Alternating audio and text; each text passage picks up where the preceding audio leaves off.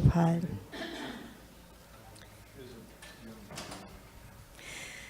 Dear Srila Prabhupada, by the fire of your devotion to the Supreme Lord Krishna and faith in the words of your spiritual master, Bhaktisiddhanta Saraswati,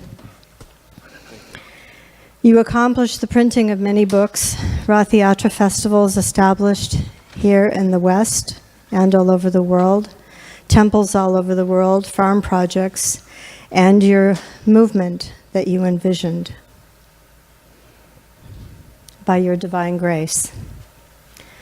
You made us dance with the motion of a single finger or the clang of a bell. We defied the law of gravity and jumped higher and higher by your divine grace. You are the master who collared us like a dog, the stray dogs, and we happily became obedient to your commands by your divine grace. Your infinite love gave purpose to our lives, and our faces became bright and full of hope in the radiant sunshine of your oceanic smile by your divine grace. Our bodies were dull like bell metal, but like a touchstone, you transformed us to shiny gold by your divine grace. We were that turtle swimming in a vast ocean, and against astronomical odds, we poked our heads through the knothole of a log floating by. And through that window, we were given a chance to serve you, a bona fide spiritual master who gives us a glimpse of the spiritual world by your divine grace. We deposited 1 cent, the lecture we heard this morning with Srila Prabhupada. We deposited 1 cent into your transcendental bank and became rich beyond measure in ways that we could never imagine. On this auspicious occasion of your appearance day, all glories to you, Srila Prabhupada. Your mercy is all that we are made of. Thank you very much, Kriya-shakti. Solas Prabhu?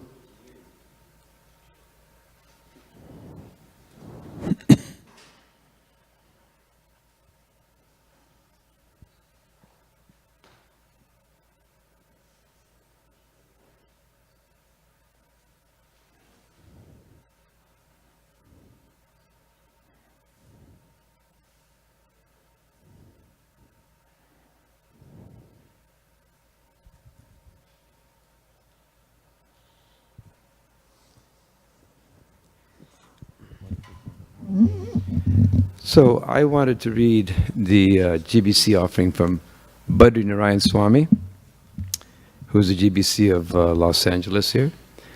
My good friend. He's been the GBC in this area for 30 years. So it's a long time. We developed a lot of relationships and friendships, and his offering was very, very nice, so I thought I'd share it with all of you. So, Badri Narayan Swami. Nama Om Vishnu Padaya Krishna Pistaya Bhutale Srimati Bhakti Vedanta Swami Niti Namine Namaste Saraswati Devi Gauravani Pacharine Nirvishesha Sunyavadi Paskachari Sitarine. You were sitting alone in Vrindavan, having taken shelter of the lotus feet of Srila Rupa Goswami, yet you had a vision for the world. People are simply wasting their human form of life with animal activities and suffering sorely for this. Absorbed in compassion, you considered, how will they be delivered? Dharma prayojita kaitavo, completely rejecting all religious activities which are materially motivated. Savai pumsham paro dharmo yato bhaktira hokshaje. The supreme occupation, dharma, for all humanity is that by which men can attain to loving devotional service unto the transcendental Lord. But all the world was chasing after the American dream. Who would hear the message of Srimad Bhagavatam? You boldly, bravely thought, quote, why not go there, turn America, and thus turn the world, end of quote. Entering New York Harbor, greeted by the Statue of Liberty, with her promise to give shelter to the huddled masses yearning to breathe free, You were not impressed by the Manhattan skyline. They are simply stacking stones. Starting alone in the Bowery, the drunkards lying on the steps would roll out of the way to make room for you. In this way, they offered their respects. It was far from easy. And then you checked the departure times back to India. You took the bus, 3 transfers required, to visit your edition of the Srimad Bhagavatam, as it sat effulgent in the central library.